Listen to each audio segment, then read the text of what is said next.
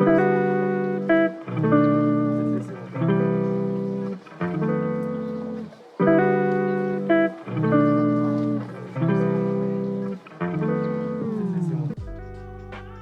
back to the Floyd Memorial Library podcast, where you'll find information on what's going on the North Fork of Long Island.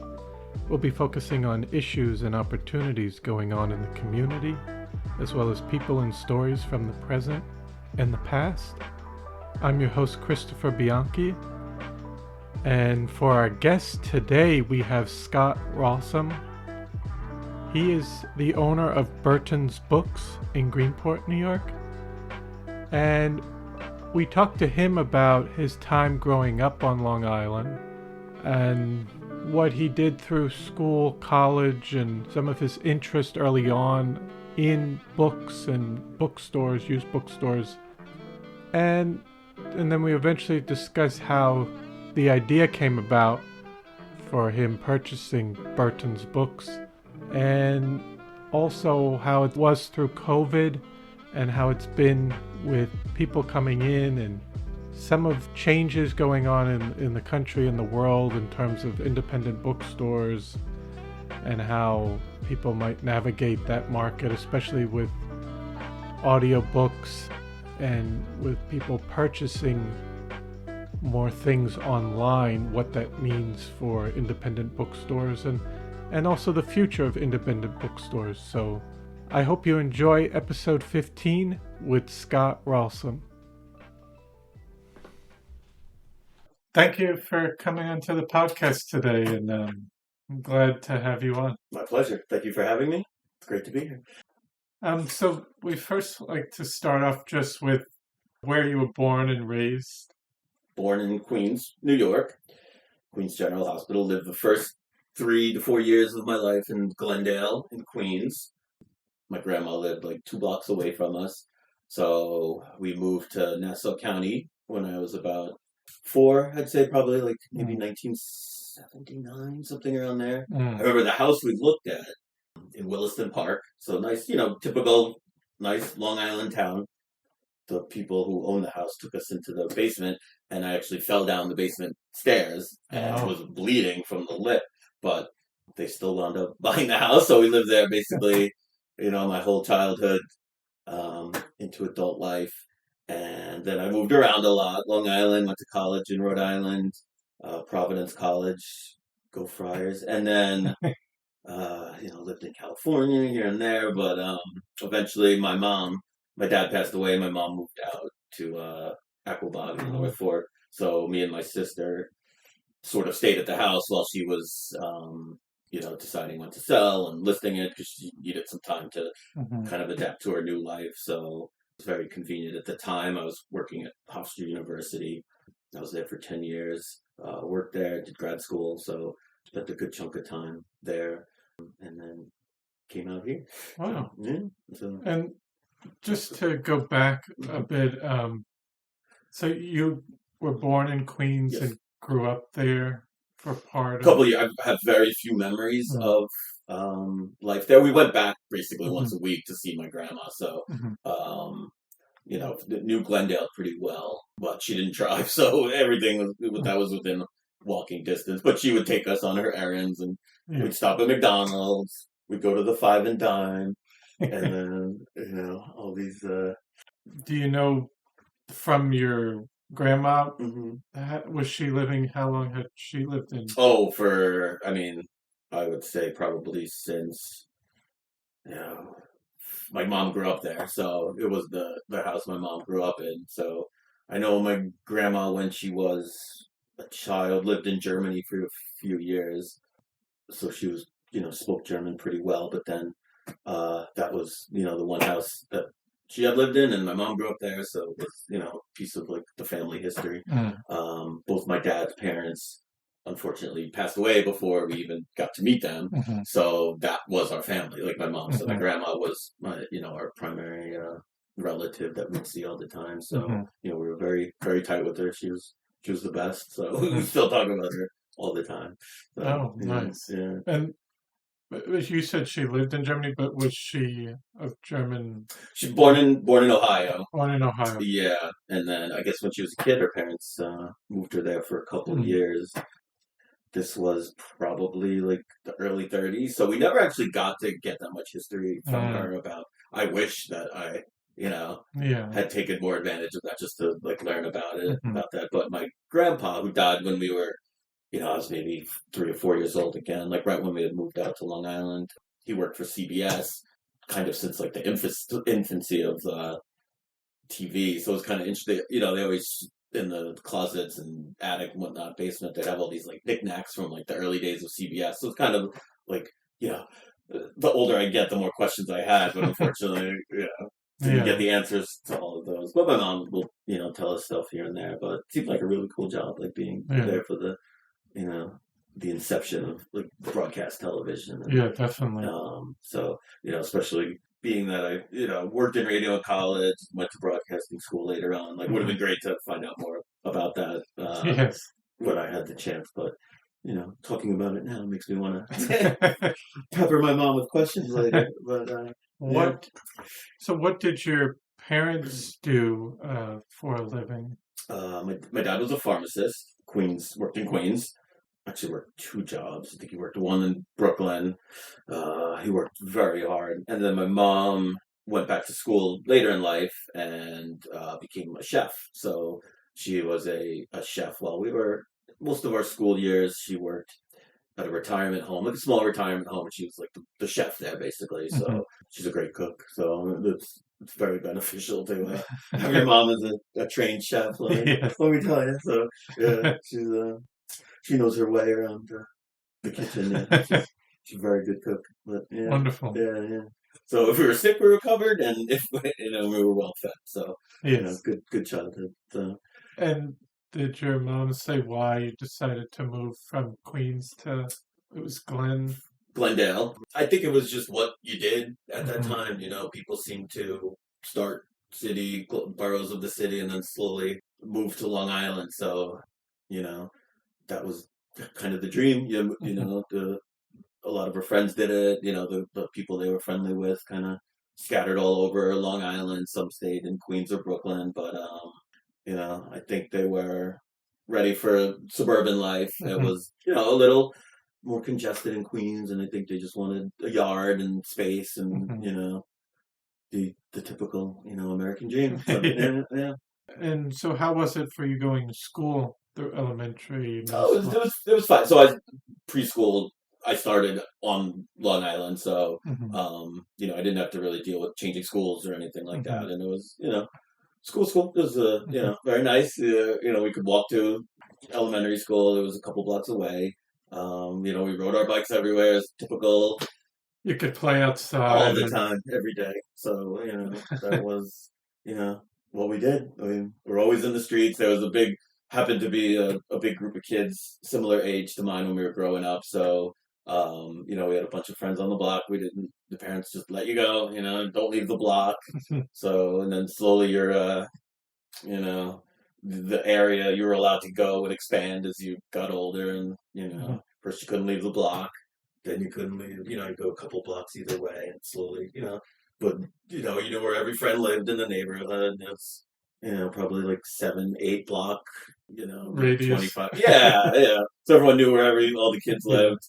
In my elementary school, we went to school together from kindergarten, basically all the way through high school with a lot of people. So, And in high school, did you know what you were thinking of doing? No, not in I had no idea. I mean, I basically, generally, I'm not very well known for planning ahead. So I kind of, tend to stay in the moment and, I did not know what I was going to be or what I was going to do. So actually took me until I was around 40 years old to kind of settle on a chosen career. So I dabbled in a lot, but I based my college decision. Well, but you went to Providence. I was Providence College, so a lot of it was I knew it had everything I wanted in the school, which was a smaller school.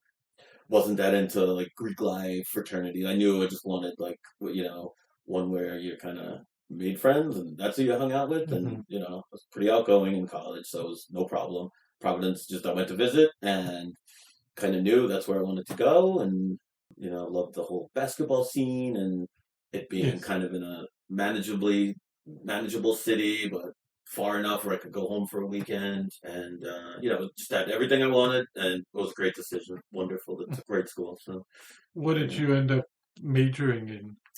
History. History.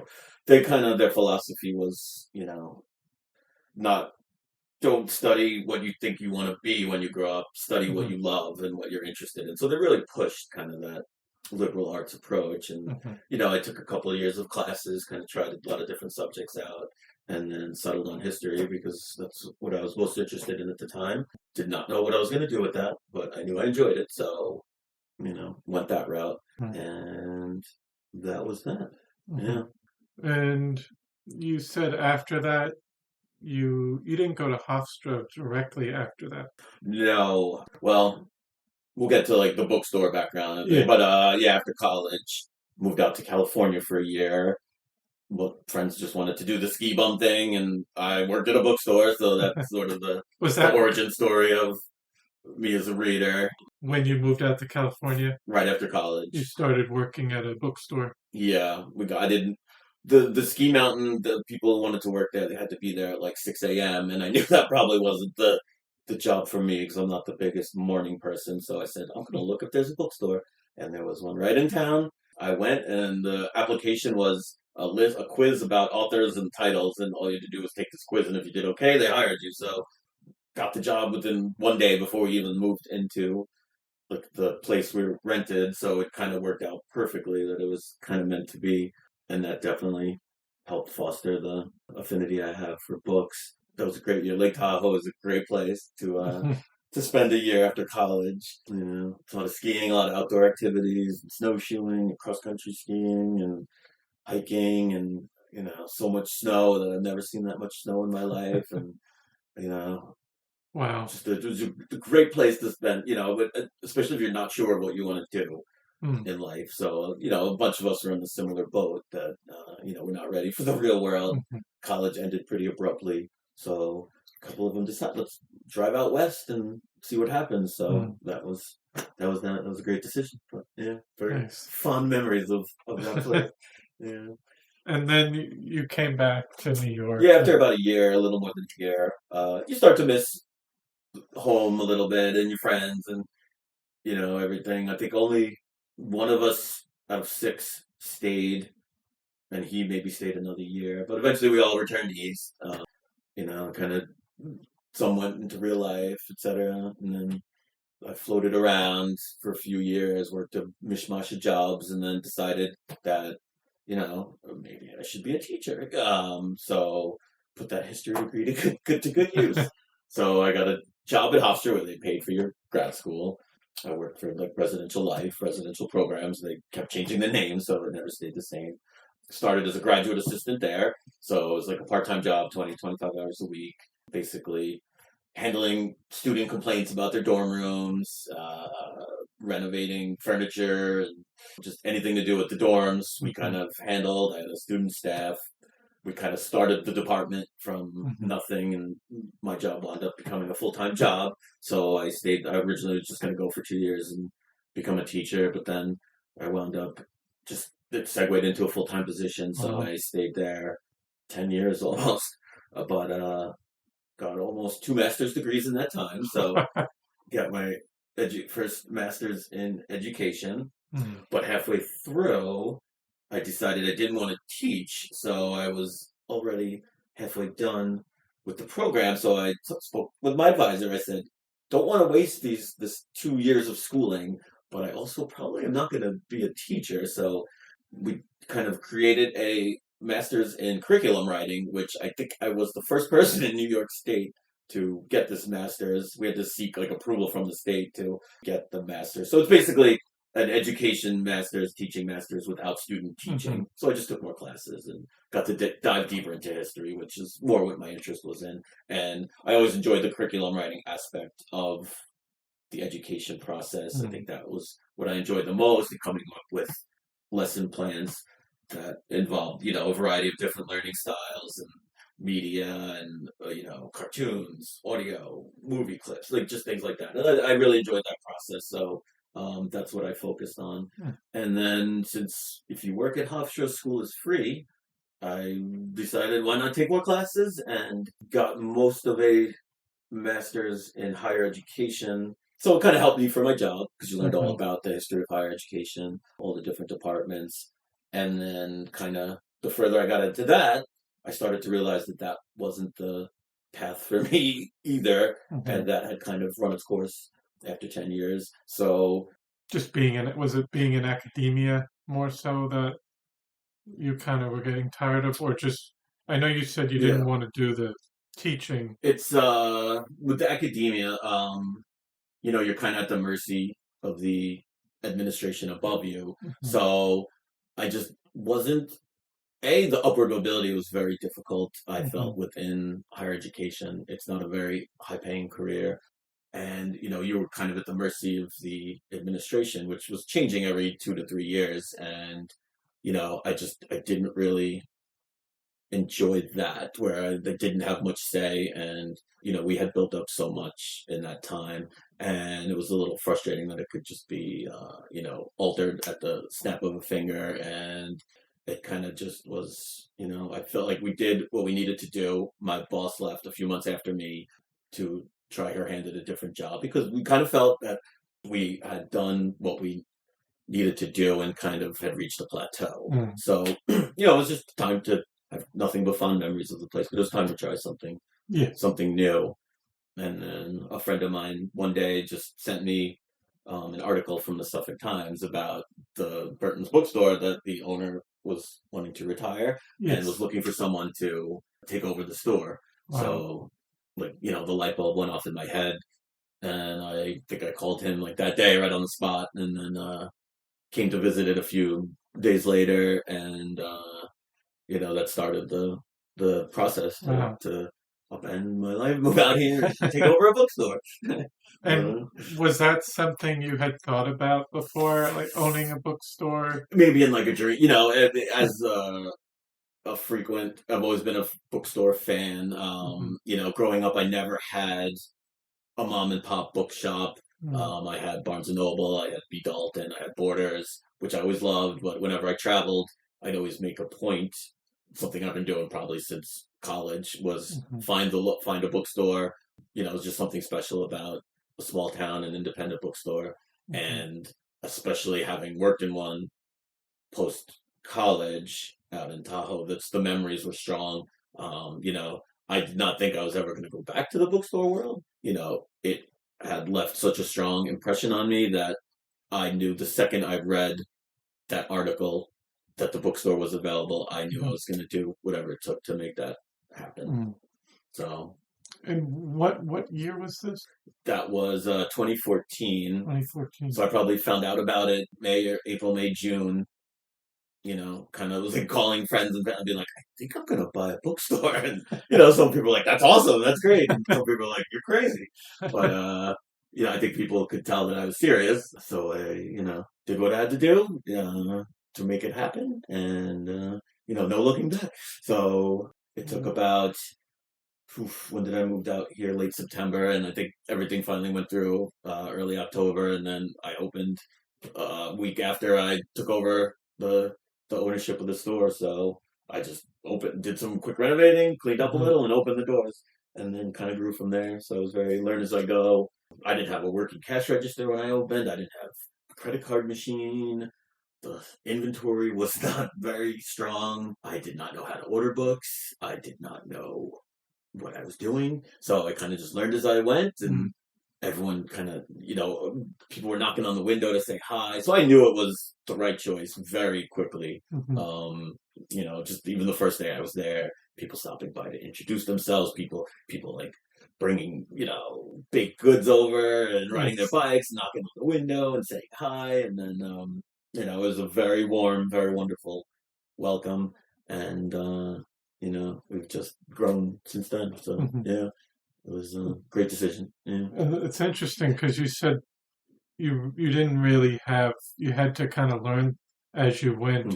with placing orders and working on the inventory and business part of it. But you said the community was pretty welcoming Oh yes, overall. yeah. Like just people like were so happy that new blood was going to be injected into the bookstore because a lot of people had said. I mean, the owner before me did it for a very long time, so it's tiring. So I'm sure there comes a point where you slow down a little bit, and you want to do other things, and you wanted to travel, and wanted to. So it was time. It needed an injection of new life, and I was the one to do that. So it was my first time, I guess, working for myself or operating my own business. So your motivation is very high under those circumstances because you are solely responsible for your own well-being, your own welfare. So just getting to fulfill that dream of not only working for myself, owning my own business, but also being a bookstore, which is something that people wishfully dream about one day owning. And I'm sure a lot of people would love to own a bookstore. It's a lot of hard work, but it's worth it every day. But what do you enjoy most about operating the bookstore? I mean, the environment, the people are amazing here. So it's just the more time you spend there, the more you're like book people are just a separate. There's just something like very not wholesome, but like they're just good people. So books being like the factor that brings people together branches from there into like I've been invited to graduation parties in town and for dinner. It's just like started as just a shared interest in books, and it's grown into friendships with people from such diverse walks of life. Like all it takes is like, if you like reading, you have something to talk about. So it's very easy to get to know people, and we have a lot of regulars and a lot of we've watched kids that were 6 years old when we started. Now they're like close to graduating. Like it's great. You kind of like grow with them, and you watch them navigate through like the different sections of the store, and it's great to see like that they continue that love of reading. And always like my central mantra was like I want a family of 4, 5. I want everyone to be able to find something to read. So that's kind of why we tend to have a little bit of everything. And people are there's some people are here on vacation. Some people it's their second home. Some people live here full time. So we want everyone to feel at home, feel welcome, and be able to find what they want to read. So within a bookstore, you kind of got to work with the population that you have. I think with an independent bookstore, that's one of the things is we can cater to that audience. We're not following a formula. We are growing as our population, the needs of our population change or adapt or what they want. We are very reactionary to that. And that's the thing about bookstore is you can change your stock very quickly. So, we watched the rise of graphic novels for children, say. That was something when I first opened, we maybe had 3, 4, 5, but now we have a few hundred. We've watched that whole section grow. Young adult has exploded in that time. Yes. We went from one shelf to an entire room devoted to young adult. So, you got to follow the trends and see what people want to read and make sure you have a great variety within, those parameters. So, it's not something you can just stop doing and keep what you have because books come out every week. It's never, it's very well, I'm sure, that it never ends. Publishing maybe takes a week off around Christmas, but other than that, it is nonstop all year round. So, how would you say since 2014 has business been kind of steady in terms of was there any influx or? We've pretty much grown every year, which is great. That's over 9 years. That's pretty good. We dipped at the start of the pandemic. We were closed for almost 4 months, but we were able to operate to a certain extent. I wouldn't have wanted to do that for a long time, but we still were able to get books to people, and people were very willing to do whatever they had to do in order to be able to support us and to get books because our population swelled out here and people had some downtime, so books kind of became an important part of a lot of people's lives. So we delivered, we had a box we put outside.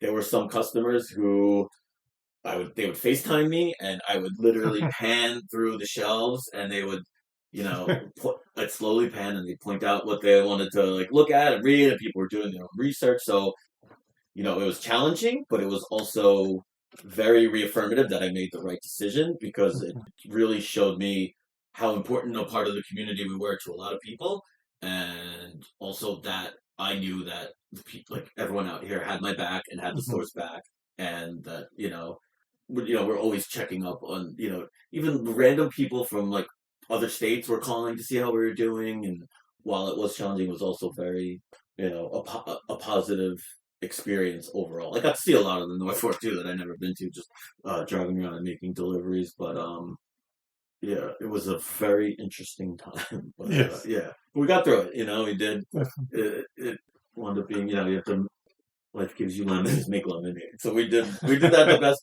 the best we could. But luckily, it was only 4 months, and then we were able to reopen in mid-June. So we kind of didn't lose the summer, which is obviously when you want to be open. So worked out okay.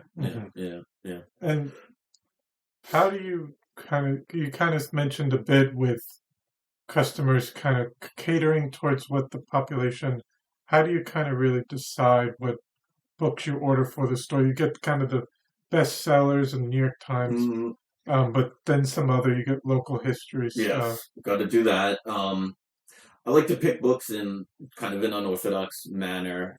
I don't really have a lot of salespeople visit, or I don't really use catalogs. I kind of like to do my own research. And, once a week, usually, well, pretty much every day, but when I order my big order once a week, I'll kind of peruse a bunch of different sources, just to see what's new, what's coming out, what's popular on Book Talk, on social media, what's the New York Times, what have they reviewed recently. But then you want to also go, like, what's People Magazine, what's Entertainment Weekly talking about? And then, I'll read Book Page magazine every month. And it's just, you want to get it from a diverse assortment of sources, I feel, because then, you want to be able to have a different stock than, you'd see in maybe a major chain or a different independent bookstore, because that's really how you gain your identity, is the diversity of your selection. So I definitely focus on, we have a lot of people on vacation, so they're going to want to read fiction, try to always have the newest fiction, what's popular. Beach reads are always going to be popular. But then in the winter, people kind of want longer books. They want what did New York Times pick as their best books of the year? What's trending right now? What has great reputation? We have a very large population of people that work in publishing out here. So they definitely keep you on your toes. And they're a great source, though, because they're always talking about their books months before they come out and dropping off galleys, so they can predict what's going to be popular months or a year before it comes out. And that's an invaluable resource to know. Like, there's a certain pride in having a book, a book available, or having read it before it becomes popular and something everyone's talking about. Like I said, you can order daily if you want, so it's very quick to catch up if something kind of explodes in popularity. Never really stop, never keep ordering the new stuff. So, but like I said, trends change, as the seasons go on. Romance books have really exploded in the past year or so. So that section has grown in the store. And, sometimes there's suspense thrillers are really popular, and, it goes through phases. And then I think as a result of the pandemic, people were looking for more positive books and like happy. A lot of people ask, like, I just want something positive, happy. So things like that. It changes constantly, and you just gotta kind of be aware of what's coming out. And there's certain sections we'll always have. Like, we have a very strong classic section. People love. They do great. Like, we sell a ton of classics, but it's not. We try to diversify that, so it's not the same classics you're going to see in every store. Let's go through what is like Penguin released as classic. It's great to just go through their catalog. We can't carry everyone, but it's let's pick something different this month. We ordered so and so last month. Let's order some like of the Russian classic and things like that. So we're constantly, if people haven't been to the store in a few weeks or a month, we want them to be able to see that there's a bunch of different books maybe they didn't see last time. So it keeps people engaged. People, they want to come back and see what's new. So what about nonfiction? Is that a little bit tougher? It's not as strong, but history does very well. nautical, that was one of the sections. The previous owner, he had a big nautical section, and I was like, really, nautical? But then, it makes sense in Greenport, and it actually they do very well. So we do a lot of cookbooks, especially around the holidays, and we change it around a lot. So we're always moving sections, just to kind of, like I said, give people see something new when you come in, and it's not just the same store every time you come in. So you could come here one week, and then the next week we have like a sports section out of nowhere. So say of the nonfictions, probably history does the best. The memoirs, the ones that are kind of New York Times bestsellers, those do really well. Political books, they'll be insanely popular for a short period, and then people tend to move on to the next thing. You have to be ready for that, because sometimes the demand is very high when the book comes out. That's one of the challenges, is the supply running out of a book becoming popular out of nowhere. Sometimes they don't advertise the books before they come out, and then the author appears on every news program, TV show, and the demand bursts for a book, and it's hard to get because the publishers weren't ready for that. So then you wind up having to wait a couple weeks to get the title, which is kind of frustrating, but usually people are very understanding when something's difficult to get. It happens around the holidays. It happens when, like I said, something out of nowhere becomes very popular that wasn't really pushed beforehand. And, a celebrity could pass away, and that could lead, then the books are hard to get for a few weeks. Yes. So you want to be able to capitalize on, not a death, obviously, but like something being popular. You want to be able to quickly capitalize on that. It makes sense as a business. So that could be the one challenge, is availability. But when something is hard to get, it'll generally be available in a week or two. So people are very understanding. Usually the interest will maintain for, longer than a week or two. So, just got to stay on top of everything. Yeah. And what about, do you host any other programs in terms of... It's hard with our space, because we really would rather have the books. And it's such a, summer's very busy, winter's very quiet, so it's kind of hard to corral people into programming. So, and we're very small staff. It's primarily me and like 2 to 3 part-time people. We're talking like a day a week, so I kind of do the majority of tasks. So, I mean, I have a book club, the Cranky Old Man Book Club. Shout out to the Crankies. But it's just people from different walks of life said, "Oh, I really wish I was in a book club." So it took a couple of years, but eventually we got together a group of people where we were able to start it. So there's that. We'll do every now and then. We'll have an author assign books.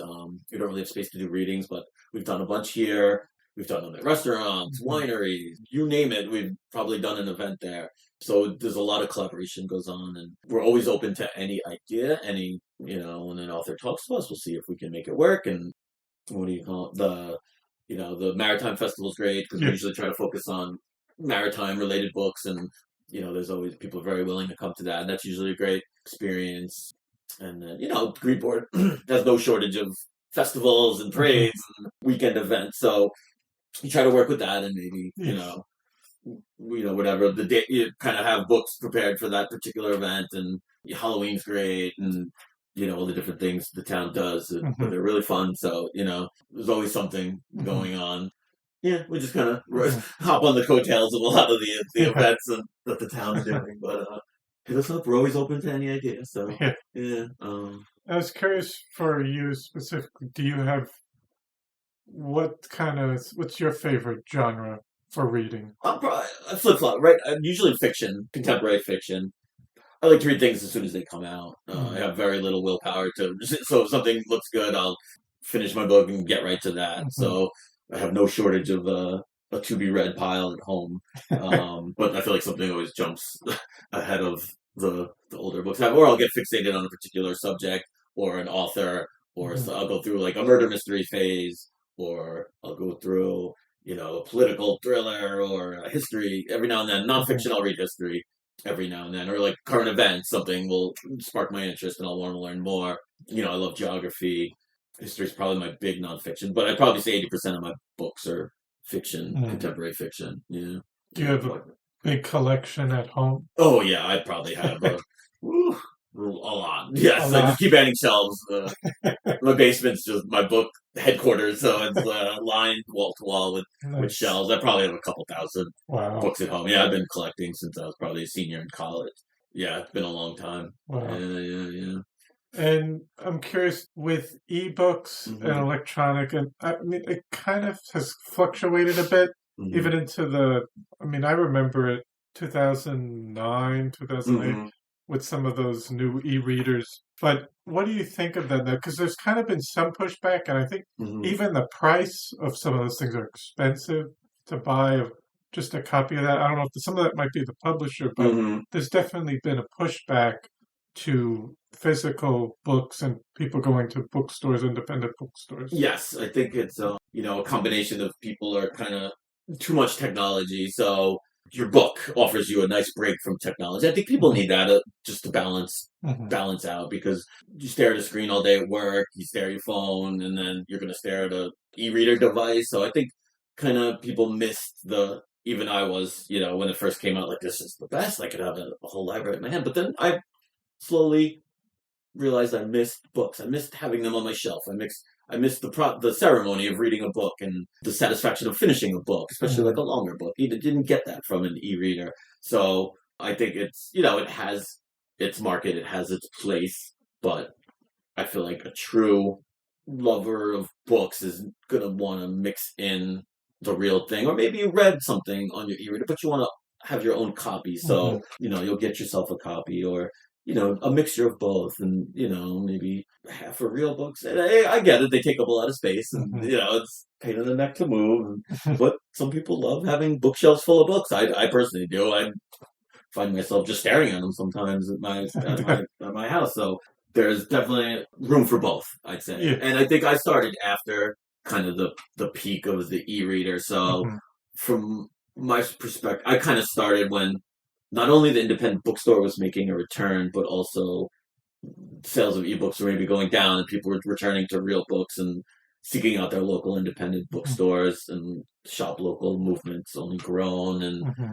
people are looking to shop locally where they can. And, out here it's great because we don't really have a ton of big box stores, outside of Yeah. Riverhead. So it's people will ideally say, knowing that they're coming out here and then they'll, stop by. And it's part of their trip to the North Fork Hmm. is to come to whatever the things that they do or the restaurants they go to, the Hmm. places. But we're part of people's trip out here. Hmm. So, I mean, there's room for both. Yeah. definitely. Yeah.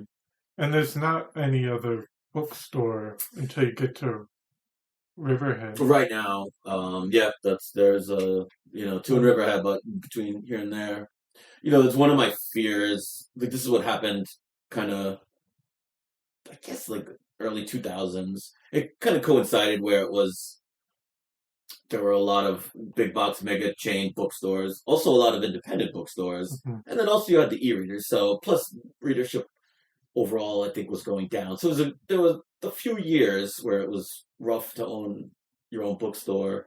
I kind of feel like I started open Burton's like when it was on the rise again, and you were Mhm. starting to see the independent bookstore make a comeback. So I think I would say the number of bookstores has probably grown each year that I've been open. But one of my fears is that once again the market will be flooded again, and then there's Mhm. too many bookstores, and then that could create an issue. It could create a scenario like we had, say, 20 years ago, where Mhm. there were just too many, and that's probably like the biggest challenge that I see. But they say like people are reading more now than ever. A lot of people Mhm. post pandemic developed a love of reading, so that's great. But physical book sales are very strong. I So mean, you think another, what about if it was another used bookstore that just oh, takes that's that yeah. I think they're not as much of a right. That's kind of saturated? a different right. So there used to be one in Greenport around the corner. So it was from my understanding, there was like a gentleman's agreement where Burton's was going to be the new bookstore, Mhm. and around the corner was going to be the used bookstore. So Mhm. they coexisted for plenty of years. I mean, we don't have space for used books, and I love a good used bookstore, so totally understand. You just wouldn't want a situation where every 10 miles there's another bookstore because Yes. I think to a certain extent the South Fork had that issue, and now some of them have closed, and I've seen a lot of them. It seems like there's been a higher turnover there, whereas we've been here 43 years, Mhm. so a lot of that is Greenport's grown as a community. Mhm. The North Fork has grown as a destination, and we have a very shop local mentality of the local population. Yes. So it's a lot of factors are working in my favor right now. So it's, we have a great location right in downtown. So I think almost that sort of the spirit of Greenport, our location, the North Fork itself, it's kind of insulated me a certain extent from maybe the larger issues that publishing may have down the road, or the book world versus e-readers. I think to a certain extent we're almost, a little bit more protected from some of those issues, which is great. It's consider myself very lucky to be in this community. So, what about? I know you mentioned the Barnes and Noble. What did you think of that when that opened? Because they were kind of on a decrease, but then they tried this new model where it's a smaller store, but they're planning on opening more. Yeah, I've been there a few times. I wasn't the biggest fan of it. I just thought my issue was, a book place had just opened in Riverhead, and a few months before, to me, I feel like if there's already an indie there, like, don't open the chain bookstore. Like, kind of do your research, respect the independent. Don't try to defeat the local bookstore. To me, that's a type of business practice that I would never undertake. So I would just say, like, don't try to push out a smaller bookstore or an independent bookstore that's been there for a long time, but that's already serving local, just to open, and try to capitalize on it, just because you think there may be, like, there's a strong reader population there. And if there is an underserved population that needs a bookstore, go ahead, be my guest. But if there's already a functioning one in a town or one close by, like, maybe see if it's not actually the best idea, because people become pretty loyal to their bookstores. And like I said, you don't need one on every town, every street. Could be great, but it's not realistic. So I would never, if a situation arose where I had to move or open a new bookstore, I would find a place where there is not one around, and kind of try to find a new market and something like that. I wouldn't want to step on another bookstore's toes, because to me, that's just, I just don't have that, like, that crush the, that business. Yeah, that's not my jam. You probably watched that movie, You've Got Mail. Oh, sure. Yeah. It has the big box with the, right. But, right. We've come a long way since the independence. But I mean, I used to, like, be a very big Barnes and Noble fan. Like, my favorite gift from Christmas would be, like, the big gift certificate, and the next day I'd run and I couldn't wait to spend it. So I grew up that was my bookstore. So I grew up with that too. But it's kind of their new model. I don't know. It doesn't. It seems like they cut a lot of things. I haven't been to the new one in Riverhead, so I have to stand pat on my I'd go to a different one, but just not that one. But again, I'm 40 minutes away, so I'm not as upset by that. That's still I was even a little, I guess, but I felt worse for the Riverhead one. Yes. That's rough. A couple of months after you open, and it's also a seasonal population there. Like summer's going to be the busy. It's hard enough as it is to run a bookstore, so the last thing you need is multiple competitors within a small area. So just do your homework if you're going to open a bookstore. Don't open next door to someone else's.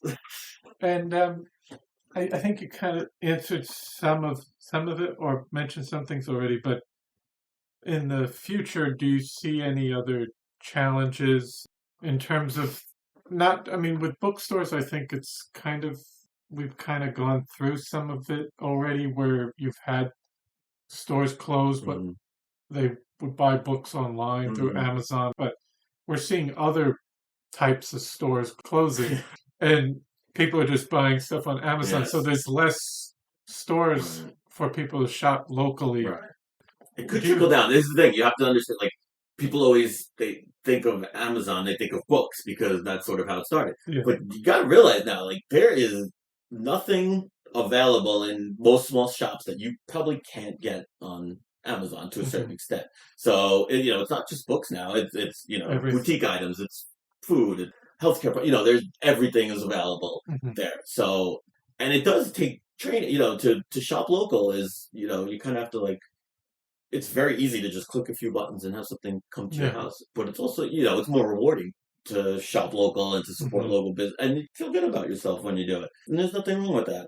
I guess we'll see what the future holds. I mean, there could be a place where there's almost a sense of nostalgia just to towns like Greenport, where it is a lot of mom and pop shops, Mm-hmm. and that becomes the driving success factor is the fact that Mm-hmm. there just are not a lot. It's such a novelty to people to actually go in a store. I mean, we have people come in all the time that say, "I've never been in a bookstore before. I haven't seen a bookstore in years." Things like that. So there is still a rarity, I guess, to a bookstore. And a lot of the mom and pop shops in Greenport, they offer something that, whether it's a handmade good or artisan products or books or some of the things. I think it's just it's a more collated, it's a more not the whole world at your fingertips shopping experience, and we can get by fine with that. It's I mean, we don't need every single product under the sun available to us 24 hours a day, 7 days a week, and it's okay to make do with less and kind of Mm-hmm. maybe pay a little more, but feel good about supporting the local business, and it's great for the community. And a vibrant downtown little town like ours wouldn't be the same without all the shops that are Mm-hmm. currently there, and the people and the personalities and the regulars and the visitors. It's like you could tell people haven't been to Greenport, and they're just so charmed by the mere existence of Mm-hmm. a place like this. And it might be because I didn't really have that for when I was growing up. It was, Nassau County's not as it's more strip mall, it's more big box. It's not Mm-hmm. as mom and pop-ish. Maybe I had a comic book store, an arcade, things like that. But there is a charm to it, and I think you can see that on people when they're like, "I just love this town. This town's great," and then you'll never get tired of hearing that. And sometimes it almost seems like a fictional small town, Yes. creation, but it's real. It's Yes. yeah. If challenges prevent themselves, I like to think like a town like ours is sort of insulated from. And would keep it going Yeah. and support. Yeah, I think enough people are cognizant of the need to shop local and support local business that Mm-hmm. we'd be okay. Yeah. Mm-hmm. So so far so good. Definitely. Yeah. And was there anything else you would like to discuss? We covered pretty much everything. I was going to say the origin story of Sure. probably how I am now is last semester of college. I had a pretty easy schedule, and I realized I really didn't read that much, maybe in the summers. Mm-hmm. So I decided I was going to read War and Peace as almost kind of a joke, because it always had that reputation as being a ridiculously long book. It was kind of like the go-to. So I would go to class, get home from class, early afternoon, and it was spring. I'd sit on my front porch and just read War and Peace for, April, May, up and through graduation. And I kind of fell in love with the ceremony and just reading again. And that summer, that's what I did. I knew I was moving to California in a few months, and I kind of had the summer off. Just took it easy after school. So I probably read 20 books in that summer, and that's all I would do all day. So I just exploded into becoming a reader. When I would, up and down, I'd read Stephen King when I was in high school, but then I could go months without reading a book. And I was always busy, sports, hanging out with friends, things like that. So that's really when, since I started reading War and Peace as a senior in college, there has not been a day where I haven't read a book that I know of. It's a part of my daily routine. I try to read 50 pages a day. That's always been my goal. I don't always meet it, but sometimes more. But it's it's like brushing my teeth. I'm going to read a book every day. Mm-hmm.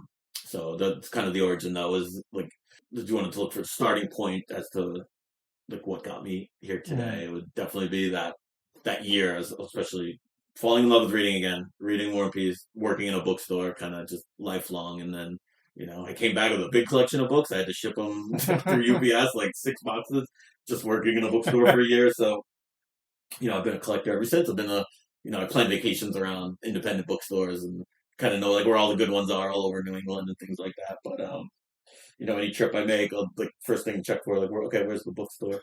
So, but a lot of people are like that. Yeah, I mean, I'm sure you'd probably do. If you travel somewhere, you're gonna go to the books. I always look for the used books. Right, exactly. I know all of them, like all throughout New England, and you plan your how many can we hit on the drive home, and by the book barn by the ferry, and yes, great place. Highly recommend it in Connecticut. But that's now become a part of every trip to New England is leave a couple hours before the ferry to hit up the book barn just to see what you go with no expectations and see what you get. So keep a space in the car for a box of books. Yeah. So some people are like, oh well, where are you going to keep all these? I'm like, well, and it's not worry about that when it's you can always put another shelf in, and it's not like creative. I'm collecting them and not reading them. I'm getting to them. Yeah, you never know. You might not want to read it at the moment, but 10 years you might. I mean, that's happened. I mean, I just keep books I didn't even like. I don't know why. Like, I just can't get rid of one. It's been some people like that. Some people are they can read it and pass it on and they're done with it, donate it or give it to a friend or, to each his own. But some people, they need to, I was never, no offense, I love libraries. I think you guys are hugely important, but I needed to have the book in my collection. Like, I just felt like whether it would enable me to remember that I read it and things. So there's just there are certain segments of the population that just wants to have every book that they read, whether it's like as a keepsake, as a almost a trophy on your bookshelf, or something you can loan to a friend. And I was amongst my friend group like the book person, so people would come to me like, tell me what to read, give me a book, like things like that. So that's been my role since college. So this is the perfect spot for me because that's what I do all day is recommend books. So. I wasn't. I think I did loan out some books, but then I never got them back. Yeah, so I was like, I don't know if I can do it. Yeah, you gotta almost keep track of, or don't loan out the ones you really. If you can go without it being returned, maybe loan those ones out. So every now and then I'll be like at a friend's house and be like, "That's my book." I loaned that to you like 12 years ago. Taking this back. And it's great, like the family support, friend support, like that I grew up with. Friends in different states will call and order books. Like, I got a friend in Atlanta, a friend in Chicago, and it's great. We're very easy to root for an independent bookstore. So it's a great field to be in. It's I'm not doing it to make money. I'm doing it just for the lifestyle, the camaraderie, the friends, the experiences, the discussions, every day. Even I love this time of year because everyone who comes in, you can talk to them, and everyone's willing to talk, whether it's about books, whether it's about life, or it's about everything. But it gets a little fast paced in the summer. But I really enjoy this time of year. I mean, kind of people you see in the winter are like you're almost like in a different, like a little club of like, we got through the winter out here together when it's so quiet, and you connect with people because you get to actually talk to them for a change instead of it being like, okay, let's gotta run all the errands while we're here, and then and it's hard because it's there's more people around, but this is where it's it's a much relaxed pace, so you get your quiet time and then you get your crazy time. So it's each has its balance it out. Yeah, it's a great balance actually. Yeah. That's what I did. Like make myself like can't worry about the slowness of. It's fairly busy, but there's some slower times, and you just know like summer is coming, so enjoy it while you have it. So I try to make an effort, just welcome everyone, chat with everyone, and leave a lasting impression. So they don't feel the need to go home and buy everything online, and realize that we try to make it as easy for people to order books and make it a part of your life in any way that you can. We'll be okay. Do you dabble in rare books? No, people call all the time and they're like, I found this book at like my grandma's house and it says 1890. I'm like, I don't know. I just usually Google it to see what the value is, some people, but I do not. Like, we'll pretty much order any book people want, whether it's used or new, or I have an account with like every used bookseller on the internet pretty much. We don't really make any money on that, but it's also rather you order from us, even if we're not making money on it, I'd still rather you order it from us, just so it's, the process. It's like, we'll do all the work. Hand me a list, I'll take care of it. But no, I don't really know much about the rare book world at all. You don't collect? No, don't. Just like the books themselves. Like if it's a whole nother. Yeah, thing. But if if I'm in a used bookstore and I see like a cool edition of a classic, I'll definitely get it. I probably have like 3 or 4 like Catcher in the Rye or To Kill a Mockingbird, Slaughterhouse-Five, and sometimes I just like the cover, even if I'll probably never read it. It's just gonna sit on the shelf. But Sometimes I've done that where I have an older edition, maybe first edition of one of those, and then I'll keep that. I won't read from that, but I'll get a new copy that I'll read from. That's nice. I like that move. I don't pen the pages Right. of the other one. Yeah, see, that's what I think. Because everyone has their ceremony with the book. Whether you're a bookmark person or a random receipt person or a page bender or an underliner or an annotator or, like you said, someone who keeps the pristine copy and has one that they can read and Can bend break this. Yeah, yeah. there are every now and then I do prefer hardcovers. I will say, you can't beat a brand new hardcover to me. It's like A lot of people say that the paperback for some reason, people but won't. There are certain people who are like, no, I'll just wait for it to come out in paperback, or they prefer just the portableness of a paperback, or but there's some people that are like they want to read the book as soon as it comes out, or they just love hardcovers. I've always felt like since they're more expensive, I'm more likely to read the hardcover. But it's also the newest. I can't wait a year. If I want to read something, I pretty much am not waiting a year to read it. Eventually, I'll break down and just get it. So sometimes I love we get the books a few days earlier, that I can read it a little bit early. I love moments like that. I never even you still get that sense of joy, even every delivery. Friday we get our delivery. It's almost like a mini Christmas morning. Unpacking all the boxes, and seeing what we got. I forgot what I ordered the 2 days before.